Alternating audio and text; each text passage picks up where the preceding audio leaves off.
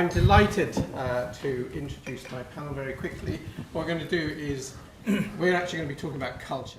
And we're going to look at that not in a purely Islamic finance way either, or an Islamic way, because actually, you know, what we've heard about the values of Islamic finance or Islam actually are shared, as you all know, but we're going to look at that in a little bit more detail. So very quickly, going to introduce my panellists. Nearest to me is Fiona Stewart-Darling, who's the chaplain of the Canary Wharf Multifaith Chaplaincy. Graham Burnside is next to her, who's a member of UKIFC and also the Church of Scotland. We then have Dominic Gorton, a banker, formerly a senior banker at HSBC. And then finally Martin Palmer of the Alliance of Religions and Conservation, who is going to be talking to us a little bit about some of the non-Abrahamic faiths as well. So what we're going to do is we're going to start off with a short video about something called the Edinburgh Finance Declaration. And it'll set the scene because I think it's one example of trying to pull out values and principles and then look at how they can be applied in the context of finance more generally. So if I may ask for the video to be played, please. There we go.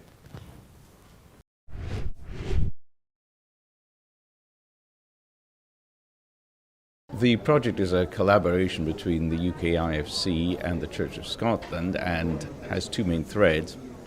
The first one is to seek to establish a framework of shared values in the finance world as between Islamic finance and the Christian Church as represented by the two bodies.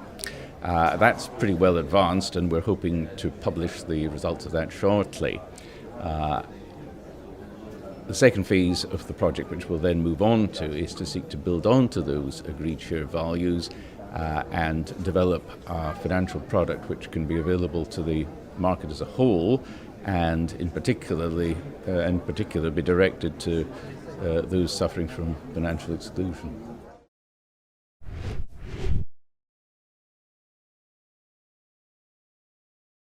One of the reasons that religions are very, very important, especially in terms of ethical teachings, is because I think society requires some kind of moral compass that can kind of put into focus the way that we practice daily transactions, like economic transactions. And therefore, centuries of teachings have relevance to people, especially at a time when there's so much questioning of the way that the financial sector works.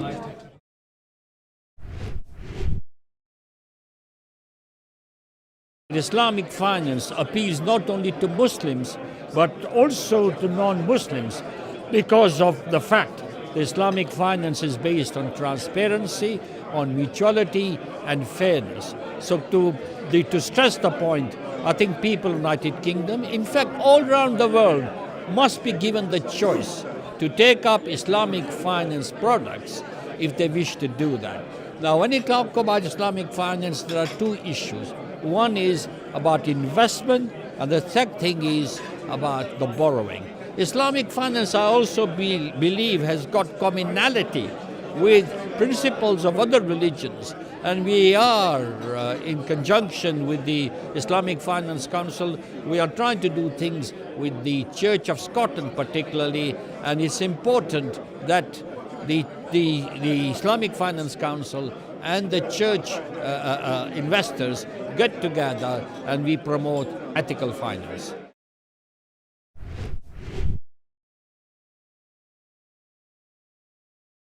I strongly believe that in this interfaith initiative that is taken by UKIFC is very important.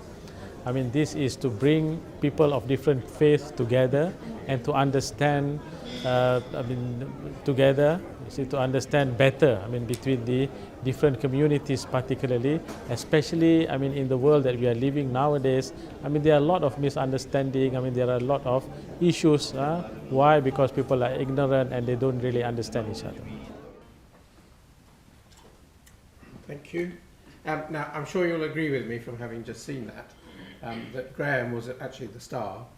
And so what better place to start than with him, not least because I noticed that the words Edinburgh Finance Declaration were not actually mentioned in that video. Well, so perhaps actually we ought to start by asking you to just explaining what it is and where it is in the sense of where things stand with it. Okay, I'll do my best, Habib. I think best maybe I will give a very, very short history of how it occurred, and then kind of perhaps go on a little to where it's at now, where we hope it is going.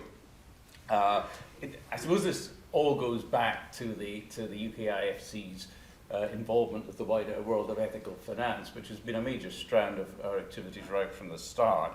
And one strand of that, which became apparent to us a few years back now, was that many other faith traditions were likewise grappling with various aspects of various questions of ethical finance, albeit in various stages of development. But what was conspicuous was that there was very little sign of dialogue going on between the faiths. This crystallized in 2015 when the idea emerged that we should try to move things forward by opening up a dialogue between Islamic finance, as represented by ourselves and the UKIFC, and the Christian Church, as represented, as you've already heard, by the Church of Scotland. That was purely for sort of the accident of the timing as to how it came about, that it was that particular branch of the church. And I may say, although I have a Church of Scotland label on me today, I am no more than a member of the Church of Scotland, so I'm not speaking for them in any official way, let me say, in the interests of transparency. So I'm pleased to say that moved forward fairly quickly, and as again the video indicated in a very brief way, the idea of at least the initial phase of the project was to look at the question of what are the fundamental shared values between the two faiths in relation to the sphere of finance and economics, and while recognising, of course, that there are clear areas of difference in the interpretation of the role of interest and the meaning of usury, but to try and identify to what degree there were shared values, and if so, could a framework be constructed out of that which would effectively provide a point of reference to the financial and investment industries. The whole process was, as I say, began in 2015, and that was taken forward by a whole series of workshops, meetings, consultations, etc. I won't go into all the details, but it involved, to a degree, representatives from other faith groups, and certainly also, and I think importantly, senior professionals from the finance and investment communities as well. And this culminated, or the initial phase culminated almost exactly a year ago just now, which was 6 months after that video was made, I should say, with the completion of the initial document, the Edinburgh Finance Declaration. There are a few copies remaining out on the UKIFC stall outside, for those of you who've managed to stay the course this long, but you can find it in any event on its own website. There is an Edinburgh Finance Declaration website, which you can get a PDF. Now, time doesn't allow me, I think, to go into the whole detail of it, but suffice to say that the core of the declaration is the identification of 6 shared values. The first, and really the cornerstone of these, is the concept of stewardship. In other words, encapsulating the idea that humanity does not have the right, an unfettered right, to use the resources of the planet as it chooses, but rather should see its role as being that of trustee for the generations to come, and indeed all of life on the planet. As I say, I don't think we've got time to go into all 6 here, but suffice perhaps in the context of today's meeting to say that the last of these values, which in a sense I think is the sort of destination and outcome of all of the others, is the concept of contributing to the common good, which clearly resonates very much with the concepts, as I say, that have formed the subject matter of most of today's discussions. So there we are. That was published, as I say, a year ago just now, and there has been a fair amount of international interest over the last year. Just to give 1 or 2 examples, it was subject of featured at a conference held at the Vatican in the spring this year, My colleague Omar represented the UKIFC and presented about it at that event. He gets all the glamorous ones to do. And I was involved in another Faith Finance conference in Toronto in Canada, which likewise was looking at these issues. Recently there's been a roundtable here hosted by Lord Alderdice, again looking at the issues raised by the EFD. As regards where we're going from here, just 2 or 3 points that I'd like to make. Firstly, and very importantly, we see the EFD is not set in stone. Quite the opposite, it's very much intended to be a living document. And most importantly, we're looking to take further input and comment on it from other faith groups that so far we've not had a detailed response from. Particularly, we're hoping to bring the Jewish perspective in a larger way, and indeed other denominations of the Christian Church. And the idea is that the EFD will be regularly updated to reflect ongoing input into it. The second point I'd make is a regular reaction I think we've had when we've presented in various places, particularly I think in context of finance professionals, has been, well, that's great, that's a very interesting piece of work, that's a great thing to have done, but how does this apply in practice? How does this translate into what we should be doing? And so it seemed to us we needed to unpack the whole thing a bit further. We've been preparing a sort of parallel commentary on the EFD, very much looking at the question of its practical meaning and application for those involved in the finance and investment industries. That, I'm pleased to say, has very recently been completed, and I'm hoping will be published within the next week, at which point it also will be available on the website.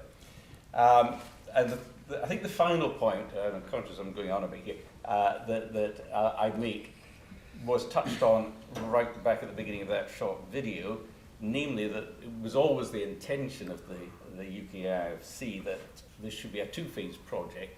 The first being the production of the EFD itself, but the second moving on from that to seek to bring to market an actual practical financial product or products based on and embodying the shared values which have emerged from the first part. So this very much remains our target, and we're hoping shortly to embark on an R&D phase, as it were, of that operation. We're actively looking for partners to work with us in that area, so if there's any organisations represented here today which would be interested in that, please speak to myself or Omar after the event. Thanks very much, Graham. That's enough of that. Thank you. I want to come back to this question on practical application, but before I do, Fiona, the Canary Wharf Chaplaincy is a multi-faith chaplaincy. The chaplaincy, which, by the way, there's a steering group which I sit on of the chaplaincy. We've got this thing called the Common Faith Covenant. So there's obviously similar ideas have been bubbling around. And do you want to make a few comments on that? Yeah, I'd like to make a few comments on that. I think, first of all, I just want to mention that my colleague, Sheikh Ibrahim Moghra, is with me today. Sadly, our Jewish colleague couldn't be with us. It's a very busy season for Jewish festivals at this time. One of the things that's really interesting, when we talk about culture, and when we talk about the finance industry, and when we talk about change, we're actually talking about people. We're actually talking about ourselves and the people within those institutions, and those people working together to bring about change, those people learning to work ethically and being together. Using a sporting analogy, my partner's Australian. There's nothing worse than someone who's converted to a different sport. I love Aussie rules football. Don't understand it? As far as I can work out, provided you can either play volleyball, or you can play basketball, or you can play rugby, or you can play football, and cricket, because they play it on a cricket pitch, you can play. But actually, for the game to work, they've all got to play together. And that's what it is as we work together in community, working together. We talk a lot about regulation. And I remember a very wise banker saying to me at the Credit Crunch, he was saying they can spend as much time as they like putting in regulation. Bright bankers will always find a way around it. Actually, what's much more important is for everyone working with an organisation to take personal responsibility and being accountable for their actions and their decisions. And so the next thing that got bandied around was the moral compass. Nice idea. What is a moral compass? What's its magnetic north? What makes it work? Well, actually, what makes it work is, what are the components that make up to it? It's our upbringing, it's our education, it's our nationality, it's our culture, and for some of us, it's our faith. And that's what drives our behaviour, our thinking, our relationships within the workplace, and learning about what is the right thing to do. We talk about doing something because it's legal, but we also need to think about, is it moral? Is it the right thing? And who benefits? I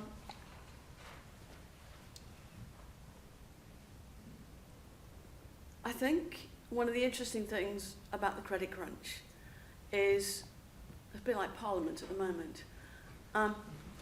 I knew what it was like for people who worked in banks to have stuff written about in the media.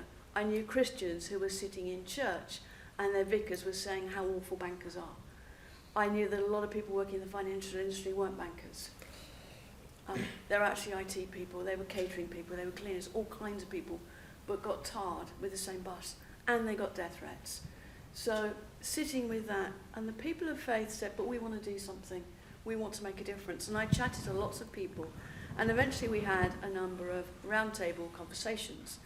And to cut a very long story short, as Habib mentioned, out of it came a thing called the Common Faith Covenant for doing good business. Because people wanted to say, actually we are people who are valued, who have values, and we want to do the right things. And these are some of the things that inform what we do. And so the values that we came up with, we wanted to try steer away from all the values that the banks were having, like the word integrity and everything else, but to come up with a similar thing. So we came up with 4 things. And the first thing was to live by principles of openness, fairness, mutual respect, and that wonderful word, stewardship. And when we talked about stewardship, the definition that we came up with, which we borrowed from Barclays, was actually leaving the world a better place than we found it. It's not about creating more, it's about making sure that we're looking after it and we're leaving it as a great place for the generations to come. The second thing was about treating people as you want to be treated. And that really is taken on from the golden rule, which is do unto others as you want to be done by. But actually taking it to the next step and thinking, actually it's not about doing unto others, how do I want to be treated? And that's how I should be treating other people. And we talked about the speaking out, having courage, if necessary, to speak up, but to get your facts right first. It's always a good thing to do. And the other thing, as people of faith, we wanted people to know that we are accountable to a higher authority. We're accountable to God. And that's really important, because at the end of the day, we have to stand up and we have to account for the way we've behaved and the actions we've taken. And I do want to pick up just very briefly on the Edinburgh Finance Declaration and do a bit of a plug. Because one of the things that my team, Ibrahim and Moshe and I have been thinking about quite a lot is the 6 values and what do they mean as we think about them together. And because the Ethical Finance Conference is also coming up next week in Edinburgh, we have done 6 very short 3.5-minute conversations, basically not doing a huge theological treatise, but just some ideas around what some of these things might look like. It's literally us drinking coffee together. The first one was released yesterday. We will continue to release them. And the 6 things are, very quickly, stewardship, love of neighbour, human flourishing, sustainability and purposefulness, justice and equity, common good. It's all about communities, people and relationships. Thank you. Thanks very much. So earlier on today, in many of the conversations, we heard quite a lot about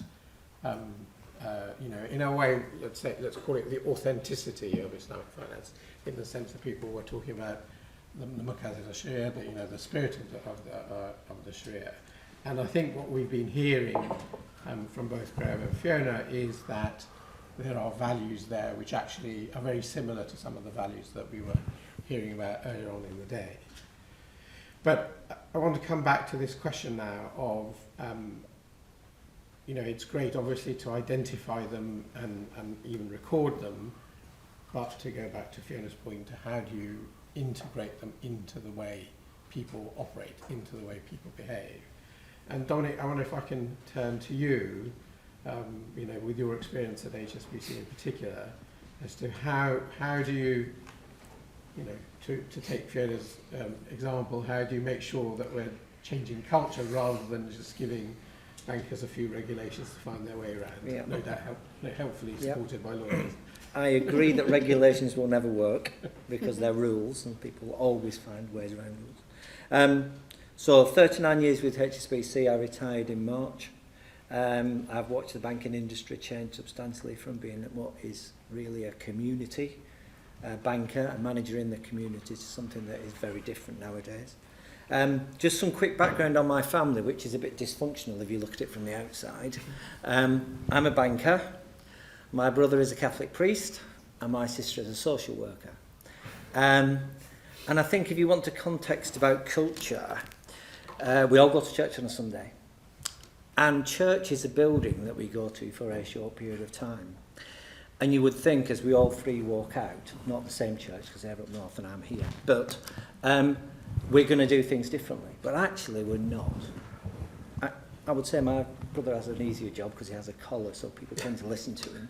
But he wouldn't agree, but there we go. But we all do the same thing. We go into our communities and we do what we believe is right. So in banking, sometimes you have to take a personal risk. You have to stand up pre-crisis. So my background is credit lending, risk management, financial crime risk at the end. 3 years with UK government on secondment when they created a bank and wanted to do some housing. So I've kind of been around a few things. Risk is my background, and there are things that you need to stand up and say it's not right. When people tell you there's no risk, they're not telling you the truth, because there's always risk. We just probably don't understand it. One of the things banks got a bad name for was, creating models and structures that were horrible. If I got a creator in front of me that said, we're going to make a fortune and there's no risk. Right, okay, well, there's a few things that I'm immediately going to say. One is, if there's no risk and we're going to make a fortune, you've actually not been fair to the customer, because why are they paying so much? Because that's not fair. It either means you haven't told me what the risk is, but I need to go and find it, and I'm going to sit there till I do. Or it also means we as a bank don't understand it, and some really smart bank has decided they don't want to do it, and they'll let us do it, thinking we're going to make money. The practical way that I approach, and HSBC for me, I'll be careful how I say this, was a bank that I could relate to fulfill my values. It's had its challenges, I know it's had its challenges. But, I could sit in that community and I could make a difference. Early in my career, my sister took me to task. I always remember it because I was only about 4 years in. It was a bit of a crisis in the 1980s. I was on a job which decided whether checks were paid or not. And my sister's view as a social worker was, how can you live with yourself if you don't pay a check and somebody can't get their food, or they can't heat the house, or keep the family? We had a long discussion between the three of us, and my view was, actually, I'm not helping if I'm increasing the debt of an individual in that way. As a community, we should be saying something's not right. And the something not right is if they can't afford to do what they do, they either need charitable support and help. Sometimes people feel there's an entitlement to things that really isn't appropriate to where they are. People have a real need, but other people feel there's an entitlement. And from the bank perspective, you know, if you're letting people overborrow that will never potentially repay, you're going to create an issue which is much bigger. That was very early on, and it was quite a tense moment, as you can imagine, because my sister had just left university. She was in Toxteth dealing with some really bad social issues, and she was quite opinionated, and it was quite heated. But you know, I've never forgot that, because everything that I do in the bank, everything that I've agreed, I've approved, and I was detached. I saw customers, but in the end I was further back. If I can't sit in front of a customer and say why I need something, or why a structure should be, or why the bank needs to get some reward for the risk that it's taking, but not too much reward, because if you're getting too much reward, you know, I'd sit there and say, this is just too much. You know, this is not right. My church isn't a building. It's what my sister does, what my brother does, and then what I do.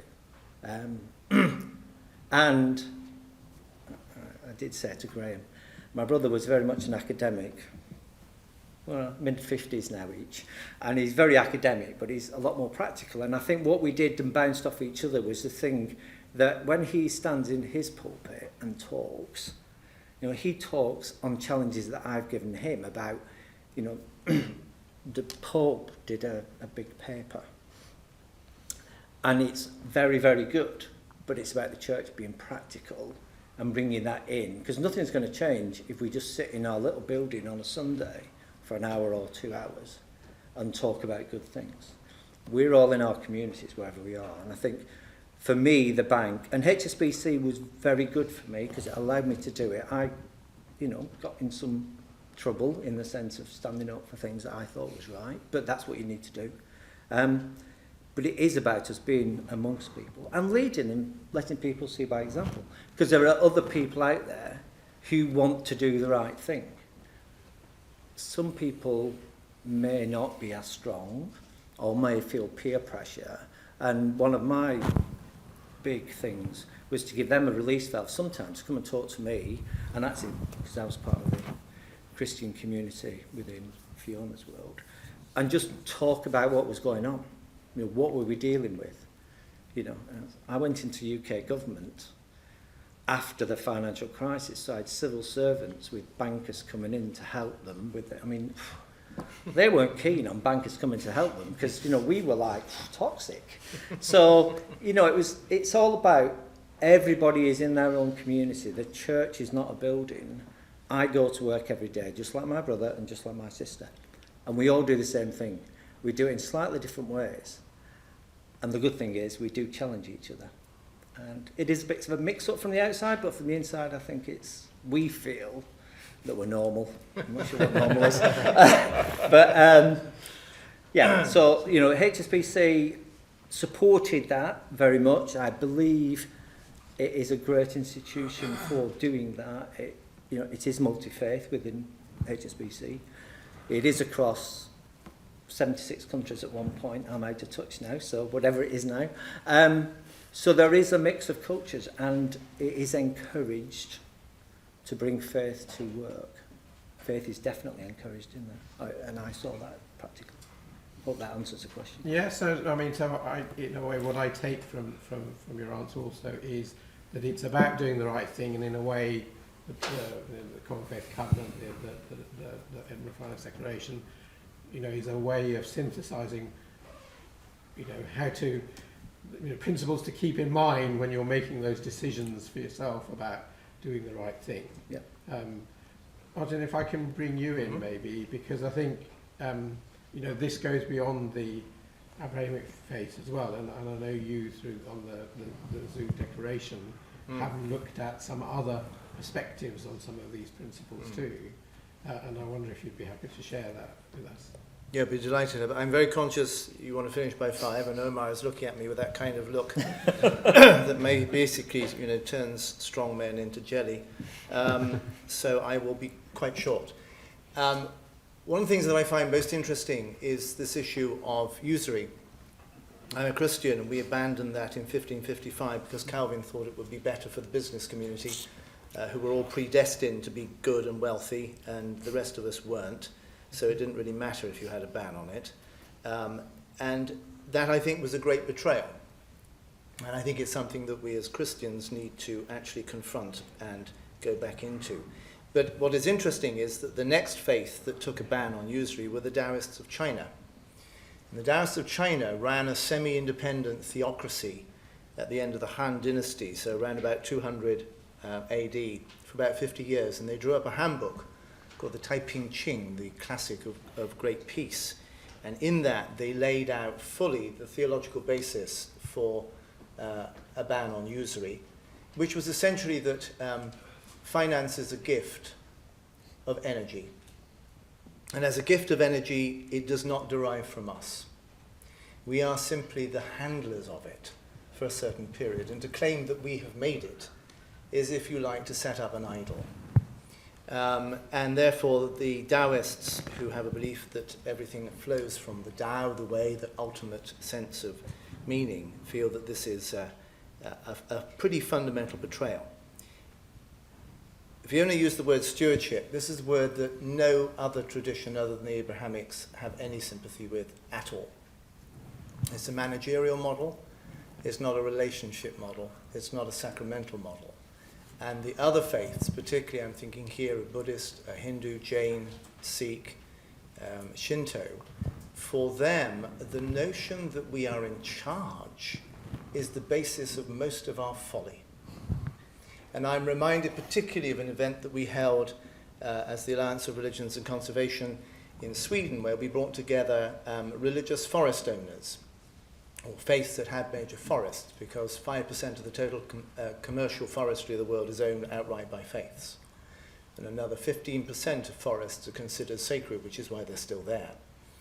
And we've been working very closely with the Maronite Church in Lebanon that owns one of the last remaining great oak forests of the Eastern Mediterranean. And they have created a Maronite protected forest environment, which is incredibly successful.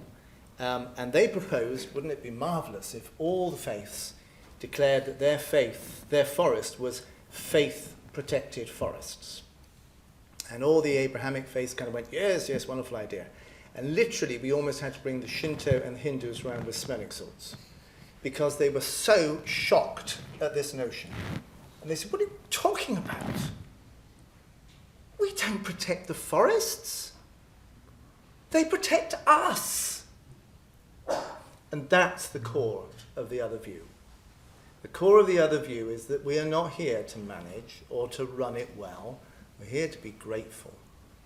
We're here to be amazed at the bounty and wonder of creation. And what is interesting is you'll see on my title here, I'm both the Alliance of Religions Conservation, but also FaithInvest. And Omar was on the development committee that set this up. In 2015, we were asked as ARC to host the major meeting of the world religions with the UN on the SDGs.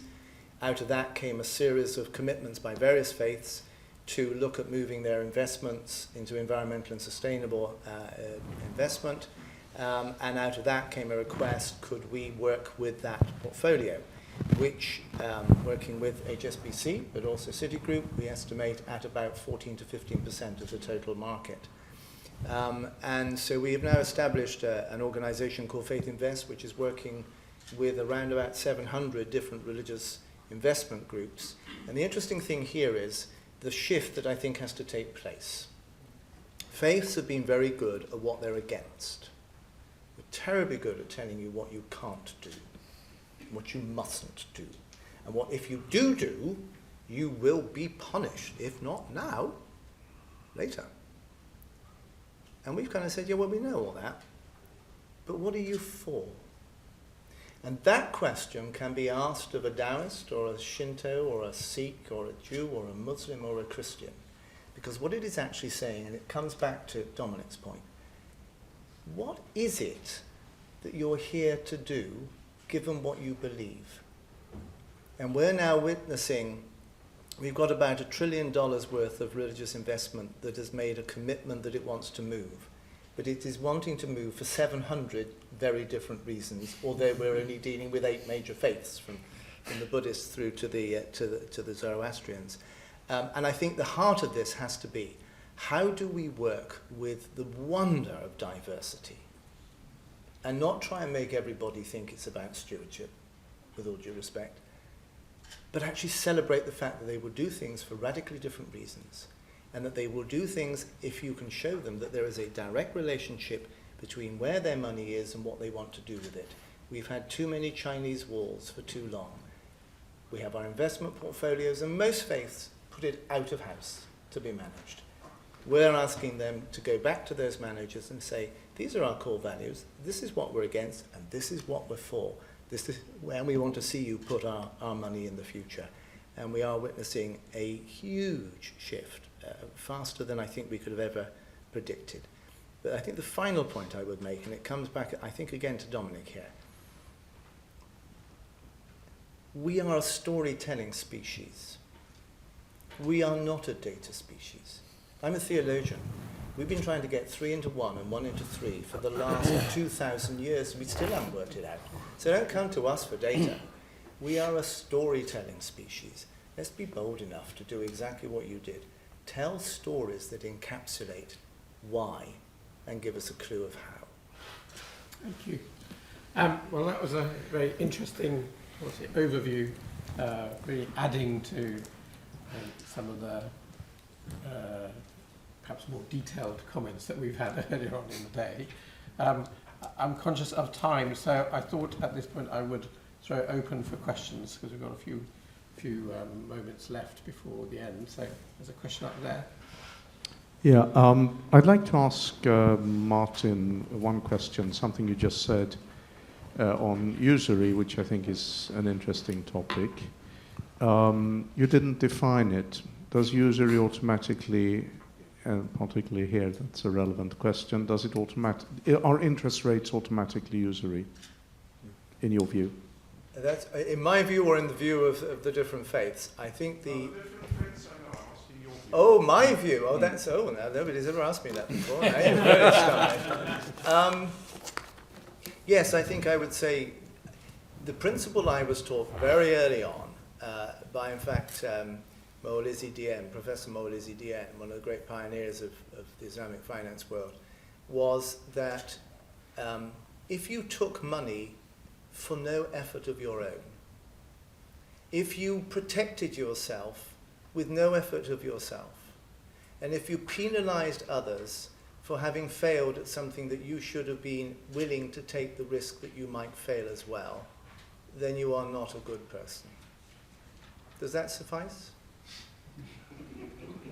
It's an interesting definition.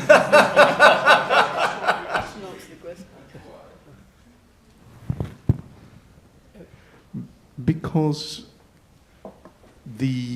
if you take a risk, you also have responsibility towards yourself and towards your family to protect yourselves, presumably. And if you look at the original Mosaic commandments about lending on interest, it is clear there is a distinction between lending on interest to fellow Israelites, which you were not supposed to do, but you could do it to a foreigner. But the point is that was not a question of ethnic discrimination. It was because lending to an Israelite meant lending to another farmer or herder whose wealth basically did not grow. So they repaid what they borrowed. But the foreigner was almost by definition a merchant who was from far away and who took greater risks, and there was therefore an issue that there should be a commensurate reward. So the idea that the concept that you that by lending on interest you actually get money through having done nothing yourself, that's in my view an erroneous concept. Yeah, again, I'm conscious of time. There's a question up front here, so let's just pick up on further questions. And then Thank you. Hello. Yeah, thank you very much. Quick question, perhaps a bit late in the day to ask this. We talk about stewardship, riba, doing good for the community, whatever. But one thing, as an operator in the financial services sector, whether someone is wearing a Muslim hat, a Christian or a non-faith. The whole aspect of greed hasn't been addressed properly in all this. Muslims can be as greedy as Christians, or vice versa, or non-faith. And as soon as, Margaret Thatcher, if you remember, famously said greed is good. And if we have that culture of greed as the bedrock of everything, are we really going to change anything? So, Dominic, do you want to? Yeah, I think that is a really good point, because I think when you talk about ethical finance, you talk about anything now, and this picks up on a point from Fiona. This is about people. You can be ethical, but it's still greedy. Correct. And I think it picks up on the point, my view would be, if you take a risk, you share in the reward. So you enable somebody to do something, you both benefit. And I think greed, in general, in community, is a challenge. So I mentioned entitlement. There is people who need to be assisted. There are people who feel an entitlement to something but do nothing for it. And I think greed has different levels. And it can be even from a very low level, there is still greed within an individual. And that can be about time. It doesn't have to be about money. Right through to, from my world, there were the pictures of the bank. I go back to something Fiona said. The pictures of the bankers when there were the Lehman's failure were about the greedy bankers, the ones that were in the Ferraris and the Lamborghinis. But actually, there were people on the station I commuted in from who could have been working at Tesco, Marks and Spencer's, anywhere, in any organisation, but they were still tagged as Lehman employees. They didn't make the pictures because they didn't have the boxes. But, they were almost even sadder going in. So I think greed is around us, and greed is Pope Francis did a paper, and he normally addresses it in encyclicals, which are usually very difficult to read, but he addressed these to all of the people, and what he said was about, in this encyclical, I would like to enter into dialogue with all people about our common home. There's a lot of hierarchy in the Catholic Church, and he normally only addresses bishops. And for him to do that and also adjust the language which he used, still a very long document, but there was briefings to bishops and priests to bring it down to the people in the parishes and the churches to talk about. And one of the things he did talk about very heavily was where greed sits within the mess that humanity has made as to where we've got ourselves. We've all got better at technology. Our responsibility of using things like that, and that was just one example, has not moved on whilst the technology has. And there's lots of other examples. So I think greed, and bankers will always be told about greed, so I've heard it, which is fine, and it's valid in a lot of cases. I think greed is there across the whole. It's been there since, the 1873 financial crisis was about railways. There have been financial crises, 1930s depression. It's always there. And if you look underneath it, there's our group, Economics, with Stephen King. He's written a book about when the money runs out. And if you read that book, in there it's about greed and entitlement, or people feeling they've got entitlement. And I think that's a big issue for community. Thank you. Just to close, Fiona, Graham, do you want to add a few final words? Fiona, starting with you. Two things, really. I think greed's really quite interesting. I think greed blinds us. I think sometimes we're not aware that we're greedy because we live in such an affluent society that we take a lot of what we have for granted, or the fact that we can have it, and I think we need to really look at that. I would like to say just a little bit more about stewardship. I think from a Christian perspective, we see creation as a gift from God, and therefore we don't actually see it as a hierarchically sort of running it. What we see is a much more important, how do we care for it? We talk about forests being chopped down and stuff. Actually, we need to stop forests from being chopped down. We need to stop taking stuff out of the world and destabilising. We actually need to care for it. Thank you. I mean, Graham. I think all I would say is that the faiths, I think, despite some of the differences that Martin has interestingly and rightly highlighted, do have, I think, more in common than they sometimes think in the whole economic area. It's a very hard thing, I think, to bring these things together. There are centuries of division that have to be crossed at times to try and get dialogues going. But I do think it's an effort worth making, and hopefully that the EFD is an example in a very small way of the sort of contribution that this kind of interfaith dialogue can make. Thank you. I've managed to get us to close as near as I possibly could. We're slightly over, but I did try. Again, thank you all for attending and sticking out to the end. Can I start by thanking my fellow panellists here for their very interesting contribution. I think give us a lot of